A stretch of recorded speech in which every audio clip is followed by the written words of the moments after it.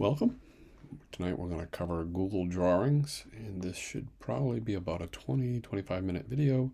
There'll be a couple small introductory videos afterwards about how to do different things inside of Google Drawings, and you're free to choose which project you like to do. And for the second half of the block, I'm going to have you do one of those projects to get a little more experience in using Google Drawings. So let's get right into it. First thing to point out in Google Drawings is it's not located in the waffle, which is like really weird. Not quite sure why that is, but there are a couple ways of getting it. One is inside of a Google document, you can always go File, Insert, and Drawing, New, and you would be able to create one. Another way you could do it is inside of Drive. You just go to New, More, and Drawings is right at the top. Now it'll open up your palette window.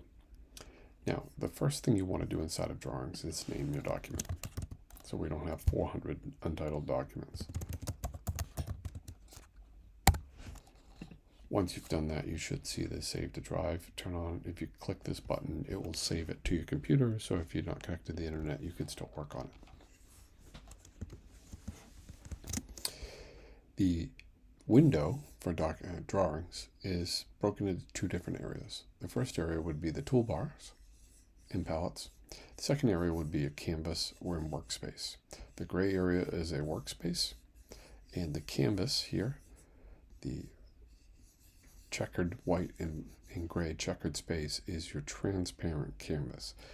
My older teachers will remember back in the day that we had overhead projectors, and those projectors you would write on a transparency, and you could put another one on the top. You could draw a picture or write something, you could take it off, and you can move those around and layer them on top of each other. That's the same process that's happening inside of Google Drawings. So this checkerboard space is the lighted part of the transparency. The gray is the space around the transparency. So when you insert a drawing inside a document, whether that be Google Slides or Google Docs, the only thing people will see is the checkerboard area. And we can change the size of that canvas. We'll do that in just a second. But there are reasons to use the gray area on the side. Some of those areas are some of those reasons are to put in text or instructions to students, and you don't want those to appear in the document. But when the student clicks inside of a Google Doc, it'll open up drawings, and then they'll see those instructions in here. So let's get going into explaining the toolbars and the menus. First thing is we have this arrangement of menus, and this is very similar to Google Docs or Google Slides. There's not a lot changing from menu to menu. Now, Insert and Arrange have a few extra properties that I do want to point out before this lesson's over. First, we can go in here and make an adjustment to our canvas size. Just like in Slides or images, we can decide exactly how big our image is going to be. So I'm going to go to Page Setup. Here it comes out as a standard 4x3. I want this to be, inches is fine, but I want it to be 6 by 6 inches, which will take the better portion of a half a page on letterhead. And I hit apply, and now my canvas is 6 by 6.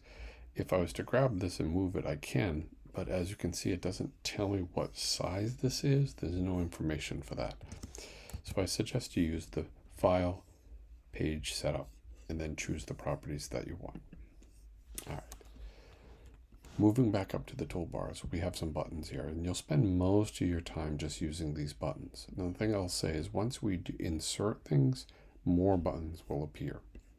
The first section here, where we have a divider, is we have our undo and our redo, print button, copy and format, and painting format. That's the same thing we learned in Google Docs. You can select a style or font and colors, copy that formatting and apply it to other text. You can apply it to other shapes.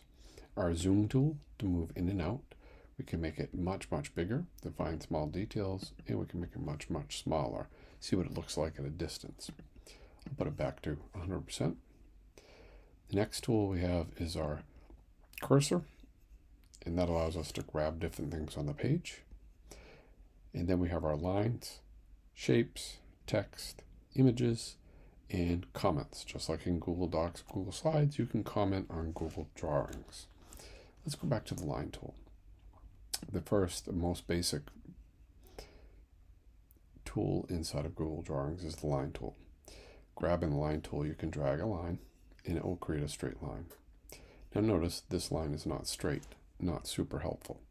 If you hold the shift key down as you draw your line, it will force it to be in about 12.5 degree increments.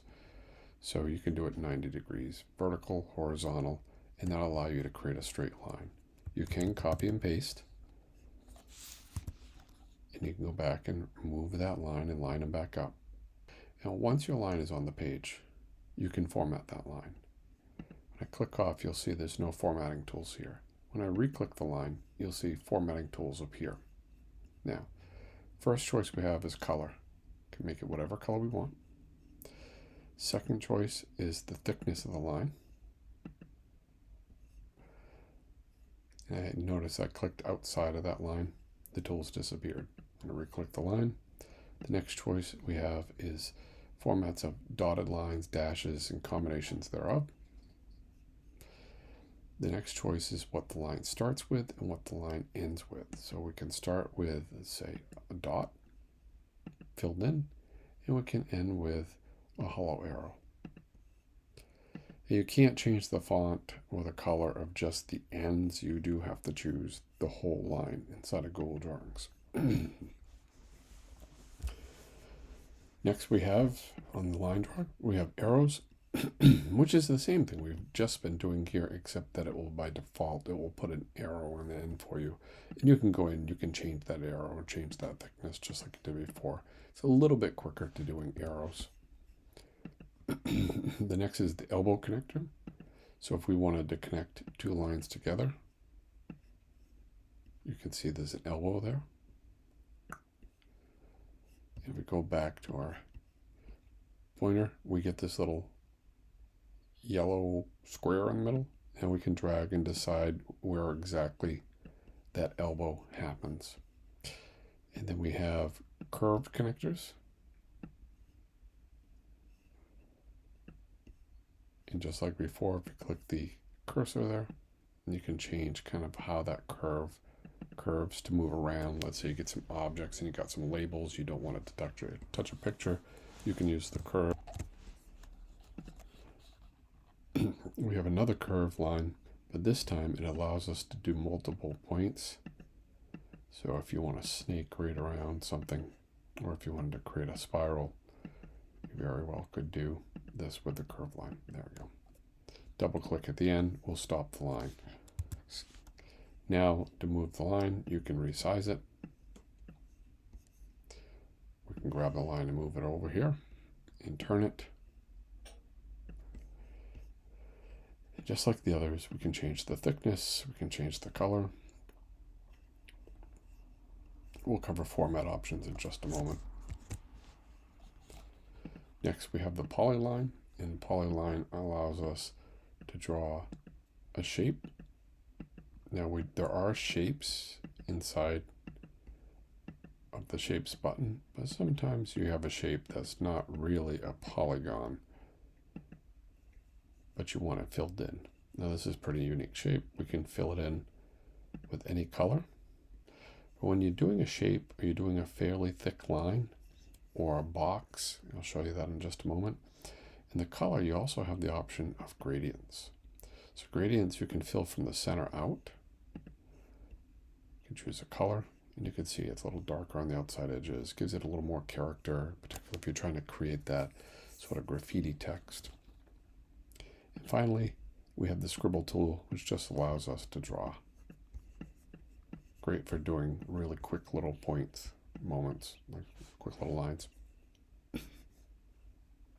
Next up, we have our shapes tool, and there are a lot of shapes. You have rounded corners, one edge corner clipped, you have polygons, you have two edges rounded, you have half moons, number of stars, lightning bolt, smiley faces, the callouts. When you click on one of the shapes, drag and draw, and I'll change the size. You can always resize this, so that's not really a big deal. Once you've clicked out of that shape, You can resize that shape, and you can also change the fill. There we go. Gonna move that out of the way. Back into the shapes. You have actual callouts. This is really cool for badges if you want to put some, like for an award. And then we have equations, which are some of our equation symbols.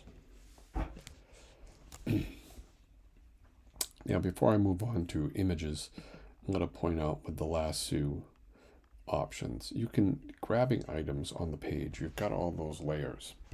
So in this case, because this item here was drawn after these items on those transparencies, it's further up on the transparencies. So when you have this selected, if you go to the Arrange menu, the Arrange menu will give you an order option. And you can move that forward and backwards on the page. So if I send backwards, Command plus down, you'll see, and I'm going to press Command down, and you'll see the lines slowly start to appear over here. And it's in the order in which I put them on the page. So you can decide, you got to think in your mind about how you want this image to look. Some of the projects will show some examples of that. Next, we have our insert image. Just like before, you could upload from the computer, you could search the web. So I can say star.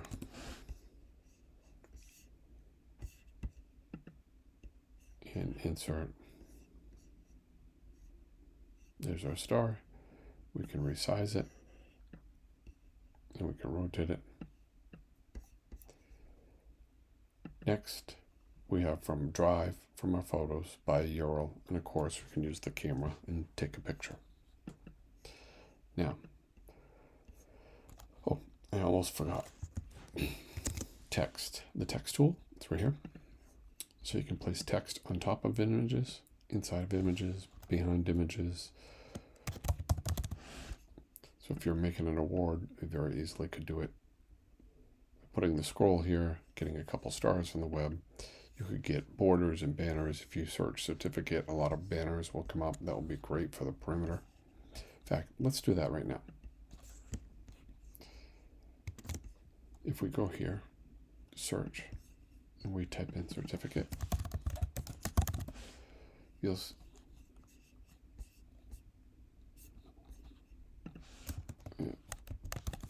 certificate border. There we go. You'll get some here. You'll see all kinds of certificate borders. If I click this one here and insert, there it is. Now I can resize this to fit. It's a pretty ugly certificate, but you get the picture. Now I do want to point out transparent layers, again, like in transparencies, you can't click the stuff underneath because this is a transparent image that has a border on it. Think of that transparency. I either have to move this out of the way and I can now grab these items here below it, or I can simply move this to the back. Again, going to Arrange, Order, Send to Back. Now I have access to all these items again. All right, we did text. There is word art right here. If you insert word art, type in your word art and it'll appear. You can put in diagrams, charts, and tables. If you so choose, you can pull up a chart in from a sheet and have it appear inside of a drawing, which is really cool. Now, we've covered the Arrange menu, but yeah, there is a center on page that will allow you to center or rotate 90 degrees. These two features here I do want to point out. I'm going to move this out of the way just for a moment. Sometimes there's a reason why you would want multiple items selected. Let's say I want, in this case, I want the text. You can align that to the center. It's bothering me. We want the text to move with the scroll. So by holding the Shift key down, I can select more than one object. I can select multiple objects. Or I can use the lasso and grab everything there. And then I go to Arrange, Group. Now when I move this object, it's all together as one group. If I want to undo that object, just go to Arrange and Group. And now I can go in and edit the text. Again, the lasso allows you to grab a lot of things. So you can quickly clear mistakes off your page, get rid of pieces, Works pretty quick. Yeah, just get rid of all that. There we go.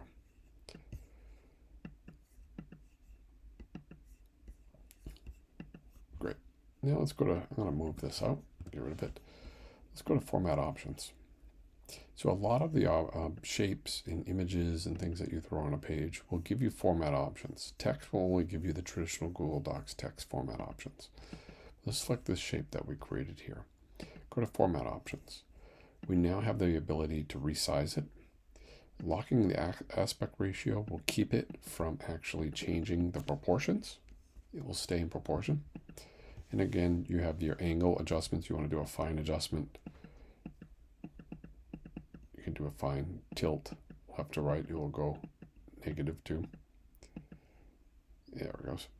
And you can flip it 90 degrees, horizontal, right, vertical. All right, flip it back. There we go. The position is relative to the top left corner, and it's giving you in inches how far away from it is. If you watch me, I'll move this. You'll see those numbers changing. But you can also do it in reference from the center of the page. And drop shadow. Drop shadow will create that kind of floating effect. If I pull this out in the distance, you'll see a big shadow there. You can change the angle, and you can blur the radius to make it a little bit softer, give it some pop.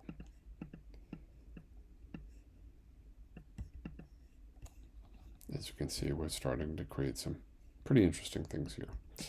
And finally, we have reflection. Throw off the drop shadow. Reflection will give that mirror-like effect. You can increase the size. That's how big the reflection is. And the distance is from the bottom of the image to the reflection. Think of it where you see a reflection in the water if you were standing there. And the transparency is how much you can see through that reflection. All right. Now I should state that any shape that has a border, there is no 0 on the border. You can't get rid of a border. But the workaround to that is to go in and select the color, change it to transparent, and you'll see there's no more border on here. If I go back to color again on the border, select the border color, and now it's back. Okay. Finally, let's do the export. If we wanted to export this image, we would go File, Download As, and you have 3 options here. PDF. PDF is fine if you want to go ahead and take it to a printer or take it to your school's printer and start printing it out. JPEG. JPEG is all right for a small file size. If you're trying to put a lot of images on one page, let's say you're building a web page and you're going to put a lot of images on there, you don't want them all to be PNG unless they need to be.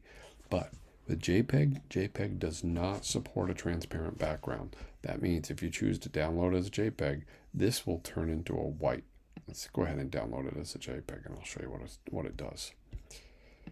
When you click on this image, you'll see that the background's now white. Let's move it out of the way. And then if we download as PNG, Portable Network Graphic, you'll see the background's gone. So this is how we can paste this image onto something else, and it will be like an overlay. You don't see where the canvas is, which I think is much better. It is also a bigger file size. And finally, you can download as a SVG, Scalable Vector Graphic. And what this means is it's not just a picture, it's an algorithm. So the SVG understands it's scalable and it's a vector, so it can scale up to be the size of the gymnasium wall. It could be as small as on a pencil.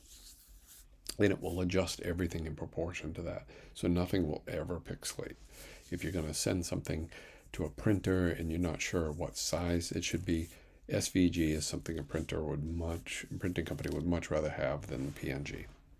All right, and the rest of the tools, we're very familiar with it. You're used to the version history and print preview, printing, sharing, and emailing. So that's it for the basics. Next up will be an assignment.